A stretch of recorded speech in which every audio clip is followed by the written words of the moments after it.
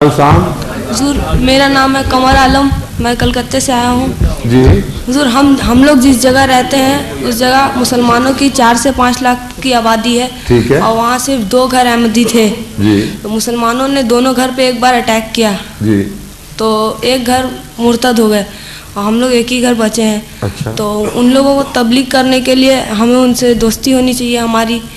तो वो जब अपने त्योहारों में हमें देते हैं हलवा वगैरह शब बारात में, तो हमें लेना चाहिए या नहीं? हलवा खाएंगे तो आप भी मुर्तद हो जाएंगे।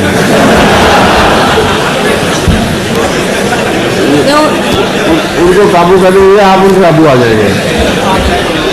जी, हम कहना चाहते हैं बात छोड़ें, अकल से काम लें। जी।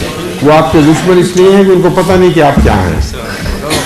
गैर अहमदी मौलवियों की बातें सुनकर बात मान जाते हैं, आपसे दुश्मनी करते हैं। खुद तो जाहिल लोग हैं, इसलिए उनके लिए जो हमने लिटरेचर शाया करवाया है जिसमें गैर अहमदी मौलवियों के जवाब, इतराज़ों के जवाब दिए, वो उनको देना शुरू करें। अकल से काम लें, उनसे दोस्तियाँ बढ़ाएं, मगर शब बारात का हलवा खाकर नहीं, उनको हलवे खिलाकर। समझे? किसी का हलवा खाओ उससे इतनी दोस्ती नहीं होती जितना किसी को हलवा खिलाओ तो दोस्ती होती है। अस्सलाम वालेकुम।